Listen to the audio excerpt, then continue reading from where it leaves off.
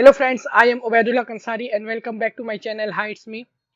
So in last video we have derived an equation for optimum pressure ratio for maximum work output of the gas turbine plant, and also we have solved some problems on gas turbine. Okay, today also we are going to solve some more problems on gas turbine. The difficulty level would be little bit more, or I can say the problem would be little bit lengthier. Okay, difficulty level भले उतना ज़्यादा ना हो लेकिन थोड़ा सा लेंदियर problem ज़रूर होने वाले हैं आज के, क्योंकि यहाँ पे हम methods of improving thermal efficiency यानी रीहीटिंग, रीजनरेशन एंड इंटरकूलिंग वाले प्रॉब्लम्स हम सॉल्व करने वाले हैं.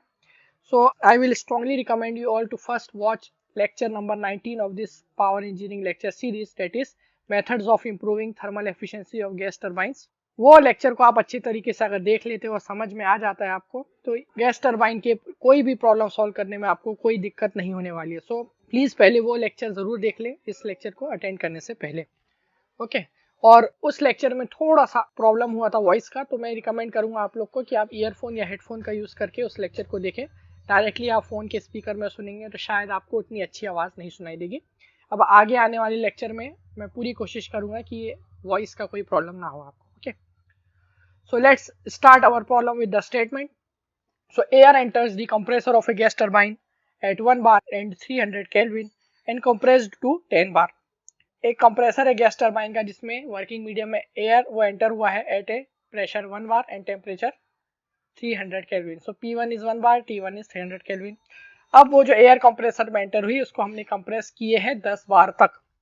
It is compressed to 10 bar. Okay, तो इनिशियल प्रेशर 1 बार था, कंप्रेशन होने के बाद उसका प्रेशर है 10 बार, तो बेसिकली प्रेशर रेशो हो जाएगा 10/1, that would B 10. Okay, temperature at the inlet of the first turbine is 1400 kelvin. अब जैसे ही यहाँ पे फर्स्ट टरबाइन बोला क्वेश्चन में, तो हमको समझ में आना चाहिए कि एक से ज्यादा टरबाइन है यहाँ पे, तो एक से ज्यादा टरबाइन यानी रीहीटिंग यहाँ पे होने वाला है. तो temperature at the inlet of the turbine is 1400 kelvin and the expansion takes place isentropically in 2 stages with reheat to 1400 Kelvin between the 2 stages at constant pressure of 300 kilopascal. Okay,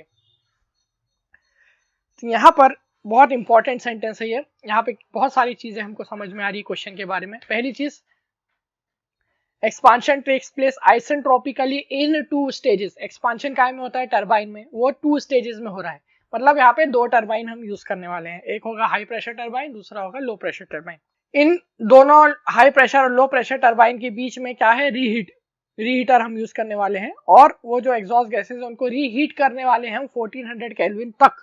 okay, और ये जो reheating होगा reheater में, that will take place at a constant pressure of 300 kilopascal. तो basically यहाँ पे compressor का inlet temperature 1 bar, outlet 10 bar तो दिया ही हुआ है. उसके अलावा जो रीहीट प्रेशर है 300 किलोपास्कल, वो भी हमको इसी क्वेश्चन में दिया हुआ है. और एक और इम्पोर्टेंट इंफॉर्मेशन ये है कि the expansion takes place isentropically in 2 stages, यानी कि दोनों ही टरबाइन की, high pressure turbine, low pressure turbine और टरबाइन 1 एंड टरबाइन 2, दोनों ही टरबाइन की जो आइसेंट्रोपिक एफिशिएंसी हमको कंसीडर करना है, दैट वुड बी 100%. ये है कहने का मतलब, ये है इस क्वेश्चन में. ओके, ना उसके बाद क्वेश्चन कंटिन्यू करते हैं. A regenerator having effectiveness of 100% is also incorporated in the cycle. Okay, यानी इस प्रॉब्लम में ना सिर्फ हमको रीहीटिंग यूज करना है बल्कि रीजनरेटर का यूज करना है, यानी reheat, it is a problem of reheating plus regeneration. Now what is the use of regenerator? It is nothing but a heat exchanger with the help of which we can utilize or we can recover the waste heat of the exhaust gases which are going out to the atmosphere in order to increase the temperature of air which is going inside the combustion chamber. यानी regenerator का काम क्या है, ये ऐसा एक heat exchanger है जिसमें हम एग्जॉस्ट गैसेस जो कि हाई टेम्परेचर में रहती है और एटमॉस्फेयर में जाने वाली होती हैं, जिसका एटमॉस्फेयर में जाने के बाद कोई यूज नहीं होने वाला, वो जो हीट एनर्जी कैरी कर रही है वो वेस्ट होने वाली है, वो वेस्ट हीट को हम रिकवर कर सकते हैं by using a kind of a heat exchanger which is also called as regenerator. और उसकी हीट हम देते हैं एयर, कंप्रेस्ड एयर को, जो कि कंबशन चैम्बर में जाने वाला है.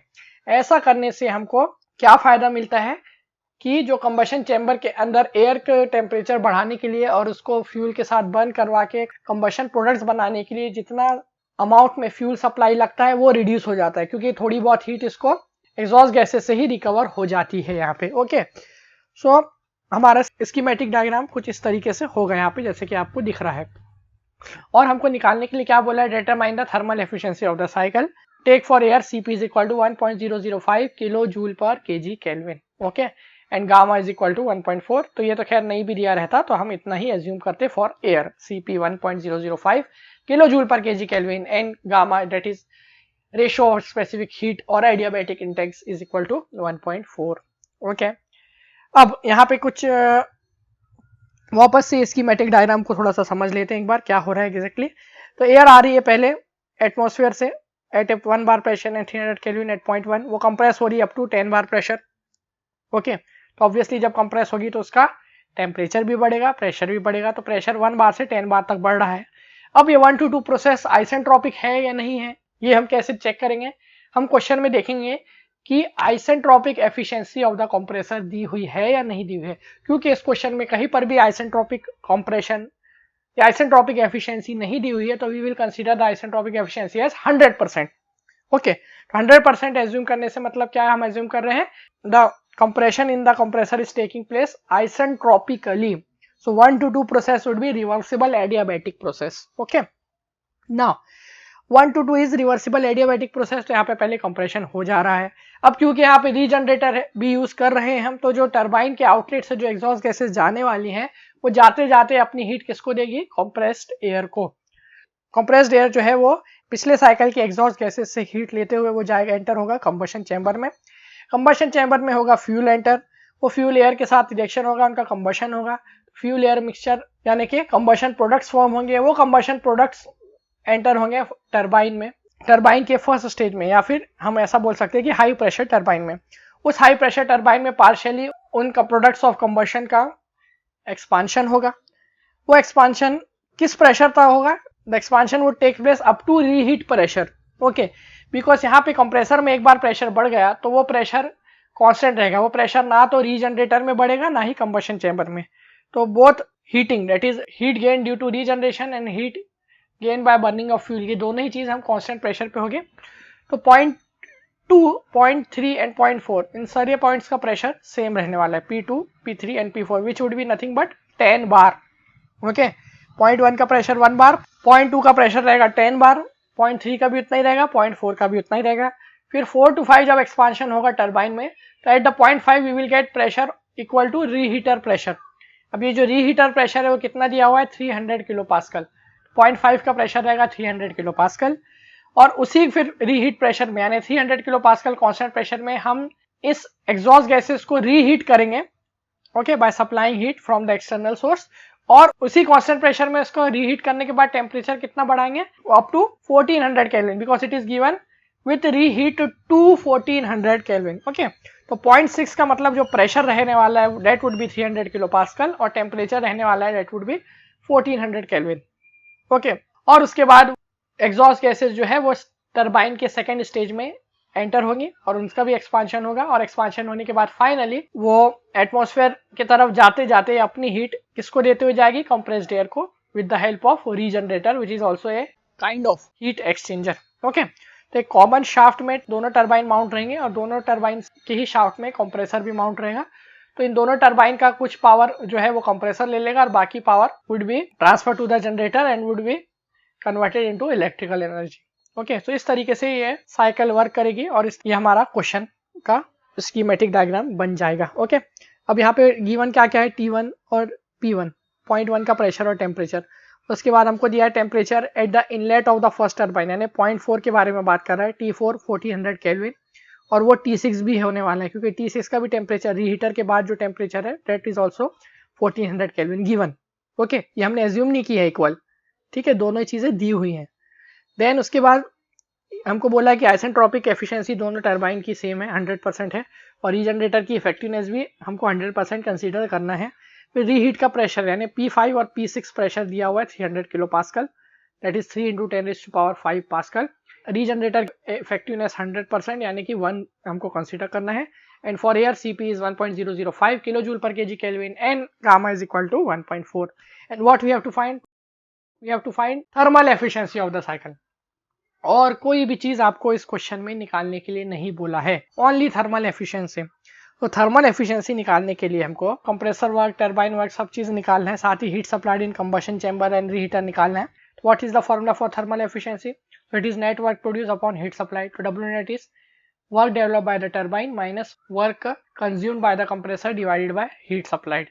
Okay, अब यहाँ पे वर्क डेवलप बाय टर्बाइन यानी work develop by high pressure turbine, work develop by low pressure turbine minus work consumed in the compressor, और हीट सप्लाइड कहाँ कहाँ हो रही है, कंबशन चैम्बर में और रीहीटर में. ओके, तो ये टीएस डायग्राम है आपके सामने. तो आई होप ये भी आपको समझ में आ गया है ऑलरेडी स्कीमेटिक डायग्राम से ही. 1 to 2 isentropic compression, 2 to 3 heat recover from regenerator. Okay, तो यहाँ से जब रीजनरेटर से पास होगा एग्जॉस्ट गैसेज और कंप्रेस्ड एयर, तो एग्जॉस्ट गैस का temperature at constant pressure T7 से T8 में कम होगा और कंप्रेस्ड एयर का टेम्परेचर T2 से T3 बढ़ेगा एट कांस्टेंट प्रेशर. ओके, फिर जो कंप्रेस्ड एयर 3 to 4 उसका कंबशन चैम्बर में हीट होगी एट कांस्टेंट प्रेशर, फिर 4 to 5 उसका एक्सपांशन होगा isentropically up to reheat pressure which is 300 kilo pascal. Then 5 to 6 हम रीहीटर से वापस से हीट सप्लाई करेंगे up to 1400 kelvin. Then again उसका एक्सपांशन होगा in the low pressure turbine up to lower pressure that is 1 bar. फिर 7 to 8 क्या process, exhaust gases regenerator में अपनी हीट कंप्रेस्ड एयर को देती जाएगी और वो हीट यूज होगी नेक्स्ट साइकिल में by the compressed air, and 8 to 1 would be the exhaust process जो कि एटमॉस्फेयर में वो एग्जॉस्ट गैसेस बाहर निकल जाएंगे फाइनली. ओके, सो यहाँ पे हीट सप्लाइड हो रहा है कहाँ कहाँ, एक तो रीहीटर में, एक कंबशन चैम्बर में, और वर्क डेवलप हो रहा है दोनों टर्बाइन में, और वर्क लग रहा है या कंज्यूम हो रहा है कंप्रेसर में. तो इस वजह से formula net work upon heat supplied का आएगा work develop by high pressure turbine plus work develop by low pressure turbine minus work required by compressor divided by heat supplied in combustion chamber plus heat supplied in the reheater. WHP high pressure turbine का work per unit mass हमको निकालना है तो m dot delta H. अब m dot यहाँ से सब जगह से सेम होने की वजह से कैंसिल हो जाएगा न्यूमरेटर और डिनोमिनेटर से, इसलिए हम पर यूनिट मास ही कैलकुलेशन करेंगे या स्पेसिफिक एंथैल्पी का ही कैलकुलेशन करेंगे. तो for high pressure turbine the work developed per unit mass would be H4 minus H5. Similarly for low pressure H6 minus H7. For compressor H2 minus H1. For heat supplied in combustion chamber H4 minus H3. In reheater H6 minus H5. अब यहाँ पे सभी delta H को मैं लिख सकता हूँ Cp into delta T, Cp into delta T. तो न्यूमरेटर और डिनोमिनेटर में से सब जगह से Cp कॉमन निकल के कैंसिल हो जाएगा. तो हमारा इन terms of temperature thermal efficiency का फॉर्मूला कुछ इस तरीके से आ जाएगा T4 minus T5 plus T6 minus T7 minus T2 minus T1 divided by T4 minus T3 plus T6 minus T5. Okay, हमको सारे प्रेशर्स दिए हुए हैं, हमको सारे टेम्परेचर निकालना है. ओके, इसमें से कुछ टेम्परेचर दिए हुए हैं जैसे कि T1 की वैल्यू 300 केल्विन दी हुई है, T4 और T6 की वैल्यू 1400 केल्विन ये भी हमको दी हुई है. अगर हम बाकी टेम्परेचर्स किसी तरह निकाल लें तो हमको थर्मल एफिशिएंसी निकालने में कोई प्रॉब्लम नहीं होगा. तो स्टार्ट करते हैं from the inlet of the compressor, it is 0.1 से. तो 1 to 2 is isentropic compression process. Isentropic क्यों कंसीडर किए, क्योंकि क्वेश्चन में कुछ ऐसा डेटा दिया हुआ नहीं है जो कि ये बता सके कि आइसेंट्रोपिक एफिशिएंसी कंप्रेसर की कितनी होगी. डायरेक्टली या इनडायरेक्टली ऐसा कुछ दिया हुआ नहीं है, तो हम इसको कंसीडर करेंगे isentropic compression. So for isentropic compression 1 to 2, T2 by T1 would be is equal to P2 by P1 to the power gamma minus 1 by gamma. P2 की वैल्यू है 10 बार, P1 की वैल्यू है 1 bar. Okay, so 10 by 1 to the power 0.4 upon 1.4 that would be T2 by T1. उसको solve करने पर value आ रही है 1.9307. यहाँ पे आपको एक चीज ध्यान रखना है कि जब आप प्रेशर रेशो लेंगे P2 by P1 तो make sure the units of both the pressure should be same. दोनों को या तो आप बार में लो, दोनों को ही किलो पास्कल में लो, या दोनों को पास्कल में लो. ऐसा नहीं कि न्यूमरेटर में आप बार में ले रहे हो, डिनोमिनेटर में किलो पास्कल में ले रहे हो, तो उससे आपको कैलकुलेशन में मिस्टेक हो जाएगा. ओके, तो ये आपको अवॉइड करना है. यहाँ पे 10 बार है और 1 बार है तो यहाँ पे लेने में कोई प्रॉब्लम नहीं है. बट अगर कहीं आप रीहीटर प्रेशर यूज करेंगे तो वो किलो पास्कल में क्वेश्चन में दिया हुआ था, तो make sure the units should be balance. Okay, तो यहाँ पर T2 by T1 की वैल्यू आ चुकी है 1.9307. नाउ T1 को हम राइट हैंड साइड में ले जाएंगे तो T2 is equal to 1.9307 into T1. T1 की वैल्यू 300 केल्विन क्वेश्चन में दी हुई थी, सॉल्व करने पे हमको T2 की वैल्यू मिल जाएगी. ओके, नाउ 1 to 2 प्रोसेस हो गई, टेम्परेचर T2 हमको मिल चुका है. अब 2 to 3 प्रोसेस जो हो रही है वो रीजनरेटर में हो रही है, तो इसमें हम बाद में आते हैं. पहले हम क्या करते हैं, जो आइसेंट्रोपिक वाली प्रोसेस को ही सॉल्व कर लेते हैं. तो नेक्स्ट प्रोसेस हम कंसीडर करते हैं 4 to 5 and 6 7, that is isentropic expansion in turbine. 4 to 5 एक प्रोसेस है, एक है 6 to 7.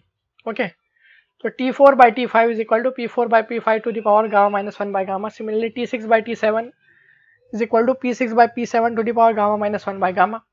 P4 की वैल्यू कितनी है 10 बार, P5 कितना है 300 किलो पास्कल, उसको अगर आप बार में कन्वर्ट करोगे तो 3 बार आ जाएगा। ओके, और P4 भी 10 बार है, तो यह यूनिट बैलेंस हो गई 10/3। सिमिलरली P6 300 किलो पास्कल यानी 3 बार, और P7 1 बार, तो ये भी यूनिट बैलेंस हो गई। ओके, तो T4/T5 is 10/3 to the power 0.4/1.4। Similarly T6/T7 is 3/1 to the power 0.4/1.4। तो इसको सॉल्व करने से इक्वेशन मिलेगी T4 is equal to 1.411 into T5। Similarly इसको सॉल्व करने से T6 is equal to 1.369 into T7। तो T4 और T5 के बीच में एक रिलेशन मिला, T6 और T7 के बीच में रिलेशन मिला। अब क्वेश्चन में आपको T4 और T6 दोनों दिया हुआ है, which is equal to 1400 kelvin. Okay, और यहाँ पर भी आपको ध्यान रखना है कि सारे टेम्परेचर्स केल्विन में ही लेना पड़ेगा। ओके, अगर क्वेश्चन में बाय चांस डिग्री सेल्सियस में दिया है तो make sure to convert it into kelvin, वरना अगर आप डिग्री सेल्सियस में लेके ही इसको 1.411 से मल्टीप्लाई कर देंगे या 1.369 से मल्टीप्लाई कर देंगे तो आपका आंसर गलत हो जाएगा। ओके, अभी ऑलरेडी केल्विन में दिया हुआ है तो कोई प्रॉब्लम नहीं है, बट बाय चांस अगर डिग्री सेल्सियस में क्वेश्चन में दिया हुआ रहेगा तो आपको उसको केल्विन में ज़रूर से कन्वर्ट करना है, ये इक्वेशन अप्लाई करने से पहले, एडियाबेटिक प्रोसेस की इक्वेशन। ओके, तो T4 और T6 के 1400 केल्विन दिया हुआ था, तो वो वैल्यू को यहाँ पुट करने से हमको T5 और T7 की वैल्यू भी मिल जाएगी। अब हमारे पास T1 दिया हुआ था, T2 निकाल लिए, T4 और T6 दिया हुआ था, T5 और T7 निकाल लिए। अब बचा है T3 और T8, उसमें से हमको T8 की तो ज़रूरत ही नहीं है थर्मल एफिशिएंसी निकालने के लिए, तो उसको भूल जाओ। तो अब लास्ट टेम्परेचर जो कि बचा वो है T3। ओके, और T3 कहाँ का टेम्परेचर है, रीजनरेटर का एग्जिट का टेम्परेचर। ओके, यानी रीजनरेटर एक हीट एक्सचेंजर है जिसमें कोल्ड फ्लूइड हीट हो रहा है। कोल्ड फ्लूइड क्या है, कंप्रेस्ड एयर, और हॉट फ्लूइड है एग्जॉस्ट गैसेस। तो कोल्ड फ्लूइड का आउटलेट टेम्परेचर हमको यहाँ पे T3 निकालना है। उसके लिए हम कंसीडर करेंगे रीजनरेटर, और रीजनरेटर की इफेक्टिवनेस दिया हुआ है हमको डायरेक्टली।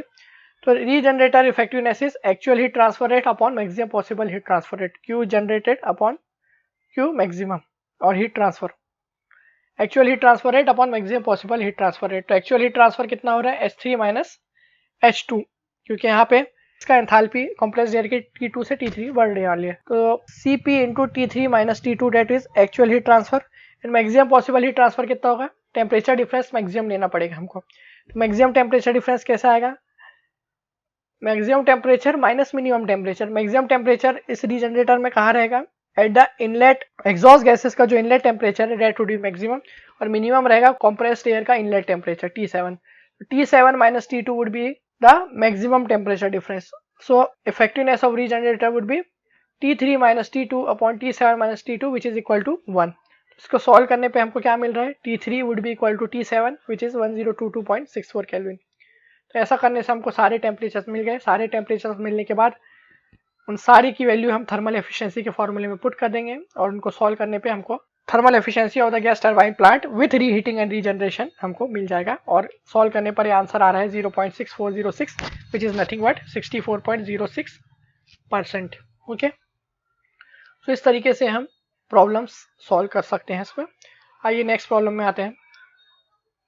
तो पिछला क्वेश्चन था रीहीटिंग प्लस रीजनरेशन का, ये क्वेश्चन होने वाला है इंटरकूलिंग प्लस रीजनरेशन का। Okay, so let's see the statement. The air supplied to a gas turbine plant is 9 kg per second. The pressure ratio is 6 and pressure at the inlet of compressor is 1 bar. The compressor is 2 stage and is provided with perfect intercooling. Okay. The inlet temperature is 300 Kelvin and maximum temperature is limited to 1075 Kelvin. Take the following data. Isentropic efficiency of compressor at each stage is equal to 82%. Isentropic efficiency of turbine is equal to 85%. A regenerator is included in a plant whose effectiveness is 0.72. Okay. Neglecting mass of the fuel, determine thermal efficiency of the plant. Take for air, Cp is equal to 1.005 kilojoule per kg Kelvin and gamma is equal to 1.4 for air and gases. Okay. तो ये question बहुत interesting है और थोड़ा सा difficult है as compare to previous questions. तो question में क्या दिया हुआ है आपको, एक गैस टरबाइन प्लांट है जिसमें हम एयर सप्लाई कर रहे हैं at a rate of 9 kg per second. तो mass to rate of air is given 9 kg per second, और क्योंकि हमको क्वेश्चन में आगे दिया हुआ है कि neglecting the mass of the fuel, तो mass of the exhaust gases would also be equal to mass of the air 9 kg per second. So actually जो mass of the exhaust gases रहता है that is equal to mass of the air plus mass of the fuel. Okay, combustion chamber में air enter होती है but उसी combustion chamber में हम fuel भी एंटर करवाते हैं, तो एयर और फ्यूल मिक्स होकर एग्जॉस्ट गैसेस बनती हैं। तो एग्जॉस्ट गैसेस का जो मास फ्लो रेट रहता है that would be equal to mass flow rate of air plus mass flow rate of the fuel. But generally mass flow rate of the fuel बहुत कम होता है एयर के मास फ्लो रेट से, तो हम उसको जनरली नेग्लेक्ट कर लेते हैं। तो इसी तरह इस क्वेश्चन में भी यही दिया हुआ है कि हमको मास flow rate of the fuel को नेग्लेक्ट करना है। ओके, तो जितना मास flow rate of the air दिया है उतना ही हमको एज्यूम करना है कि गैसेस का भी मास फ्लो रेट उतना ही रहने वाला है, विच इज 9 kg/s। ओके, अब बहुत एक इंपॉर्टेंट पॉइंट है यहाँ पे कि द प्रेशर रेशो इज 6। अब जो एयर जो एंटर हो रही है गैस टर्बाइन प्लांट में कंप्रेसर से, उसको हमको 6 टाइम्स उसका प्रेशर बढ़ाना है। Pressure ratio is 6 and pressure at the inlet of the compressor is 1 bar. तो at the inlet is 1 bar pressure, लेकिन उसका प्रेशर हमको 6 तक बढ़ाना चाहते हैं। अब बढ़ा कैसे रहे हम? 2 स्टेजेस में। The compressor is 2 stage and is provided with perfect intercooling. Okay, तो इससे पहले के लेक्चर्स में हमने देख चुके हैं कि जब हम एक्सपांशन एग्जॉस्ट गैसेस का एक से ज्यादा स्टेजेस में यानी एक से ज्यादा टरबाइन में हम करवाते हैं तो बीच में हम रीहीटिंग प्रोसेस यूज करते हैं। ठीक है, उस एग्जॉस्ट गैसेस को रीहीट करते हैं एक्सपांड होने के बाद। वहीं उसकी रिवर्स प्रोसेस होती है इंटरकूलिंग। जब हम एक से ज्यादा स्टेजेस में एयर को कंप्रेस करते हैं यानी एक से ज्यादा कंप्रेसर यूज करते हैं तो बीच में उसको हम कूल करते हैं और उसको बोलते हैं, और उस प्रोसेस को हम बोलते हैं इंटरकूलिंग। ओके, तो यहाँ पे इंटरकूलिंग यूज होगा। 2 स्टेजेस में एयर को कंप्रेस कर रहे हैं such a way that final pressure ratio should be 6। Okay, और साथ ही साथ एक very important point is given that it is provided with perfect intercooling. Okay, and now I hope you remember for perfect intercooling what is our condition. Perfect intercooling की condition ये है कि जब हम एयर को फर्स्ट स्टेज में compress करने के बाद जब हम उसको कूल करते हैं तो उसका जो टेम्परेचर कूल होने के बाद जो मिलता है वो कितना मिलना चाहिए? That should be equal to inlet temperature of the air at first stage। तो बेसिकली मतलब दोनों ही कंप्रेसर के स्टेजेस में अगर एयर का इनलेट टेम्परेचर सेम है तो उसको हम बोलते हैं परफेक्ट इंटरकूलिंग। ओके, तो मतलब तो पॉइंट 1 में एयर का टेम्परेचर जितना है उतना ही टेम्परेचर पॉइंट नंबर 3 में भी हमको मिलना चाहिए फॉर परफेक्ट इंटरकूलिंग। ओके, तो यहाँ पे क्वेश्चन में inlet temperature is 300 kelvin, that is T1 300 kelvin दिया हुआ था, तो फॉर परफेक्ट इंटरकूलिंग T3 भी 300 मिलना चाहिए। ओके, चलो आगे बढ़ते हैं क्वेश्चन में। और क्या दिया हुआ data? The inlet temperature is 300 kelvin, मतलब पॉइंट 1 का टेम्परेचर 300 केल्विन है और क्योंकि यहाँ पे परफेक्ट इंटरकूलिंग है तो वही 300 केल्विन टेम्परेचर पॉइंट 3 का भी होने वाला है। ओके, और maximum temperature is limited to 1075 kelvin. इस पूरे गैस टरबाइन प्लांट का मैक्सिमम टेम्परेचर है 1075 केल्विन। अब ये पूरे गैस टरबाइन प्लांट का मैक्सिमम टेम्परेचर कहाँ मिलता है हमको? At the exit of the combustion chamber. Fuel जहां पे बर्न होने के बाद जो कंबशन प्रोडक्ट्स फॉर्म होते हैं वहां पर जो टेम्परेचर मिलता है that is maximum temperature of the whole gas turbine power plant. तो कंबशन चैम्बर के आउटलेट या फिर टरबाइन के इनलेट टेम्परेचर यानी यहाँ पे इस केस में T6 जो टेम्परेचर है वो मैक्सिमम रहेगा, दैट इज 1075 केल्विन। उसके अलावा हमको जो 2 कंप्रेसर हैं उन दोनों की एफिशिएंसी 82% कंसीडर करना है, आइसेंट्रोपिक एफिशिएंसी। टरबाइन एक ही है, उसका आइसेंट्रोपिक एफिशिएंसी हमको कंसीडर करना है 85%। और साथ ही साथ यहाँ पे एक रीजनरेटर भी प्लांट में इंक्लूड किया गया है जिसकी इफेक्टिवनेस हमको लेना है 0.72। उसके अलावा mass of the fuel neglect करना है तो उसका इफेक्ट क्या आएगा कि mass flow rate of air would be equal to mass flow rate of the exhaust gases which is nothing but 9 kg/s। उसके अलावा thermal efficiency of the plant हमको कैलकुलेट करना है और CP फॉर एयर दिया हुआ है और gamma for air and gases 1.4 लेना है। ये दोनों चीजें हमको दी हुई हैं। ओके, तो यहाँ पे भी हमको थर्मल एफिशिएंसी ही निकालना है प्रीवियस क्वेश्चन की तरह। तो सेम प्रोसीजर सेम स्टेप्स वैसे ही लिखेंगे। Thermal efficiency would be net work by heat supplied, net work is WT minus WC upon QS। पिछले क्वेश्चन में 2 टरबाइन थे, एक कंप्रेसर था, इस क्वेश्चन में टरबाइन 1 है, कंप्रेसर 2 है। तो WT minus W high pressure compressor plus W low pressure compressor. High pressure compressor में वर्क आएगा per unit mass H4 minus H3, low pressure में H2 माइनस H1। ठीक उसी तरह टरबाइन में H6 minus H7 and divide by heat supplied. Heat supplied कहाँ से कहाँ तक हो रही है? कंबशन चैम्बर में फ्रॉम 0.5 to 0.6। तो H6 minus H5 would be the heat supplied in the combustion chamber। यहाँ पे रीहीटर तो यूज नहीं हो रहा है तो वो हीट सप्लाइड में यहाँ पे नहीं आएगा। ओके, सभी न्यूमरेटर और डिनोमिनेटर में से सभी जगह से CP कॉमन निकल के कैंसिल हो जाएगा। तो इन टर्म्स ऑफ टेम्परेचर के थर्मल एफिशिएंसी का फॉर्मूला हमको मिल जाएगा।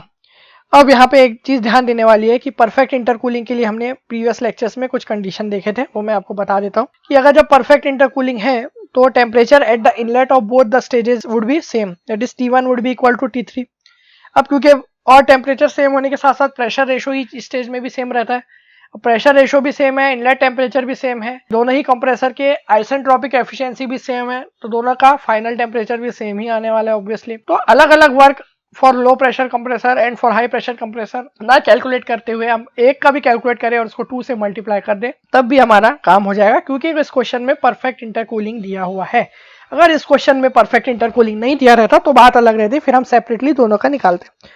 So instead of writing T4 minus T3 minus T2 minus T1, I can write it as 2 into T2 minus T1 because in this case T4 is equal to T2 and T3 is equal to T1 for perfect intercooling।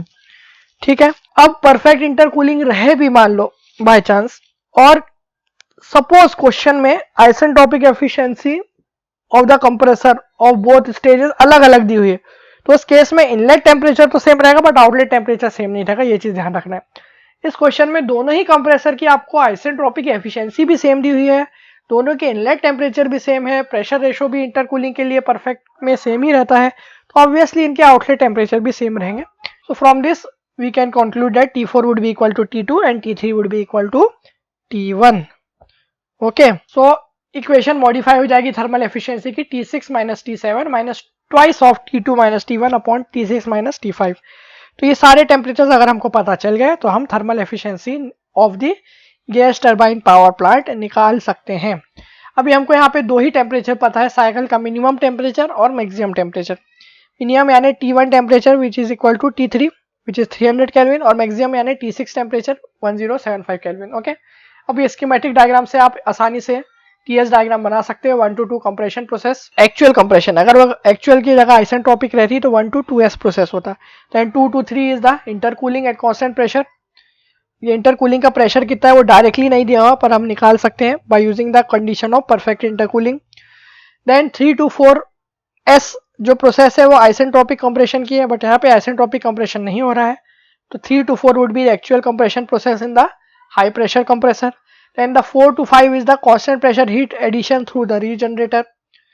Okay, and 5 to 6 is the constant pressure heat supplied in the combustion chamber. 6 to 7S process जो है वो turbine की expansion की process होती है अगर turbine की isentropic efficiency 100% होती तो, लेकिन यहाँ पे क्योंकि 100% नहीं है तो एक्चुअल प्रोसेस आएगी 6 to 7 कुछ इस तरीके से। Then 7 to 8 is the heat rejected by exhaust gases at constant pressure in the regenerator and 8 to 1 finally is the exhaust process जहाँ पे एग्जॉस्ट गैसेस एटमॉस्फेयर में बाहर चले जा रही हैं। ओके, अब यहाँ पे हमको सारे टेम्परेचर्स तो निकालना है। ये सारे टेम्परेचर्स को निकालने के लिए हमको प्रेशर की वैल्यूज की जरूरत पड़ेगी। तो जो अपर प्रेशर है 6 बार वो दिया हुआ है, लोअर प्रेशर 1 बार दिया हुआ है, पर इंटरमीडिएट प्रेशर यहाँ पे जो कि इंटरकूलर का प्रेशर है वो नहीं दिया हुआ है। तो उसके लिए हम कंडीशन यूज करेंगे परफेक्ट इंटरकूलिंग का, ये मैंने ऑलरेडी आपको प्रीवियस लेक्चर्स में बता चुका हूँ। तो for perfect intercooling how we can find the intermediate pressure, Pi would be equal to square root of P minimum by P maximum। Okay, ये इसकी कंडीशन होती है। तो परफेक्ट इंटरकूलिंग के जो पॉइंट्स हमने देखे थे प्रीवियस लेक्चर में कुछ इस तरीके से हैं।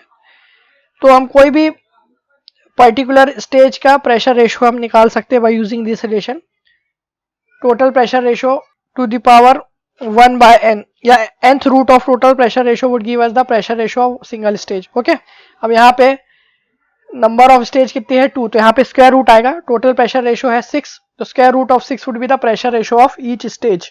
ओके, या फिर आप उसको इस तरीके से लिख सकते हो कि P4 by Pi is equal to Pi by P1। Okay, यहाँ पे P4 की वैल्यू दी हुई है 10 बार, P1 है 1 बार, तो हम intermediate pressure by using this relation Pi is equal to square root of P1 by P4, यहाँ से आप intermediate pressure of the intercooler निकाल सकते हैं।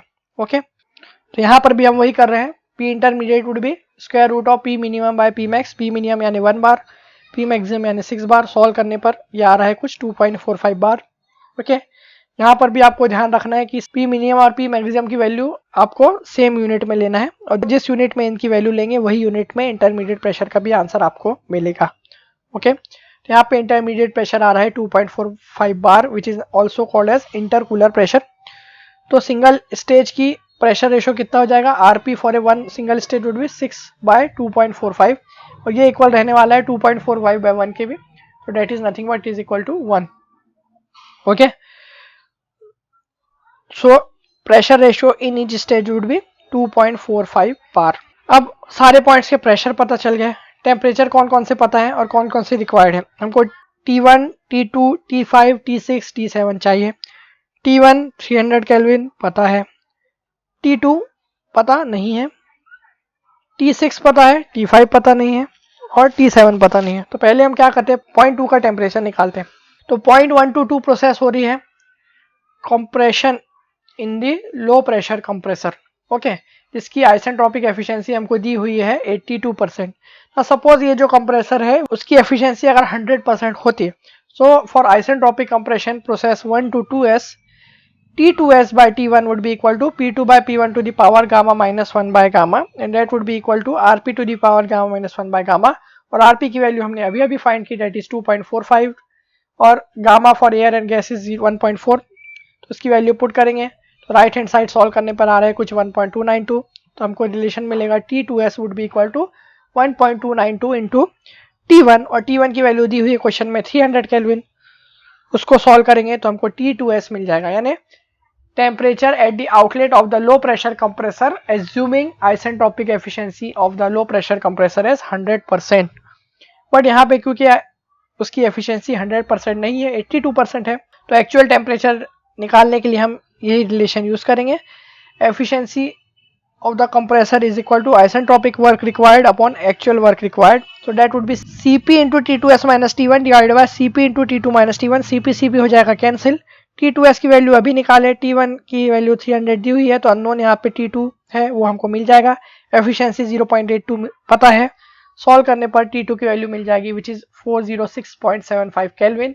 And here since the intercooling is perfect, pressure ratio in each stage is same, isentropic efficiency of both compressor are same, तो जो भी यहाँ पे फर्स्ट कंप्रेसर का आउटलेट टेम्परेचर T2 आ रहा है वही टेम्परेचर T4 सेकेंड कंप्रेसर का आउटलेट टेम्परेचर भी रहने वाला है। ओके, नाउ 1 to 2 हो गया प्रोसेस, T1 मिल गया, T2 मिल गया है, T3 भी 300 केल्विन था, T4 भी पता चल गया। T5 हमको रीजनरेटर से मिलेगा, वो बाद में आते इसमें। T6 हमको पता है, that is 1075 केल्विन। T7 निकालने की कोशिश करते हैं, तो T7 निकालने के लिए हमको पहले T7s निकालना पड़ेगा। उसके लिए फिर अगेन कंसीडर करेंगे आइसेंट्रोपिक एक्सपांशन 6 to 7s, तो T7s by T6 would be P7 by P6 to the power gamma minus 1 by gamma। तो P7 by P6 is reciprocal of total pressure ratio. Okay, यहाँ पर बहुत ध्यान देना है pressure ratio लेते वक्त। कंप्रेशन दो स्टेज में हो रहा है फ्रॉम 1 बार टू 6 बार, लेकिन एक्सपांशन सिंगल स्टेज में हो रहा है, तो यहाँ पे प्रेशर रेशो क्या आएगा, 6 बार डिवाइड बाय 1 बार। ओके, अब यहाँ पे प्रेशर P7 बाय P6, तो P7 प्रेशर लो प्रेशर है 1 बार और P6 है हायर प्रेशर 6 बार, तो 1/6 यहाँ पे आ जाएगा प्रेशर रेशो में, यानी 1/Rp टोटल लेना है यहाँ पे, that is 1/6। 1/6 to the power gamma minus 1 by gamma, ये हो जाएगा इसका राइट हैंड साइड, सॉल्व करने पर 0.599, और लेफ्ट हैंड साइड है T7s बाय T6, तो रिलेशन मिल जाएगा T7s is 0.599 times of T6। T6 की वैल्यू यानी highest temperature of the cycle 1075 kelvin already दिया हुआ है। Please make sure to take all the temperatures only in kelvin, otherwise आपका पूरी मेहनत बेकार हो जाएगी। ओके, तो T7s would be equal to 0.599 into 1075, solve करने पर T7s की वैल्यू मिल जाएगी। बट हमको T7s नहीं चाहिए, हमको एक्चुअल टेम्परेचर चाहिए, तो उसके लिए टरबाइन की एफिशिएंसी का फॉर्मूला यूज करेंगे, इस तरीके से प्रीवियस क्वेश्चन में हमने यूज किए थे। तो turbine efficiency is nothing but actual work upon isentropic work, तो Cp into T6 minus T7 divided by Cp into T6 minus T7s। Cp हो जाएगा कैंसिल, T6 की वैल्यू पता है, T7s की वैल्यू अभी निकाले हैं।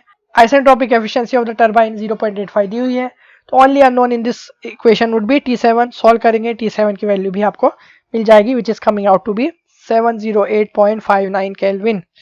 तो हमको T7 भी फाइनली मिल गया है। अब जो टेम्परेचर की जरूरत है हमको डेट इज T5, तो वो हम यूज करेंगे बाय यूजिंग द रीजनरेटर। तो अब ये रीजनरेटर है, उसका कोल्ड फ्लूइड का इनलेट टेम्परेचर है T4, outlet T5, hot fluid का इनलेट टेम्परेचर है T7, आउटलेट है T8। तो इफेक्टिवनेस ऑफ रीजनरेटर का फॉर्मूला यूज करेंगे actual heat transfer rate upon maximum possible heat transfer rate.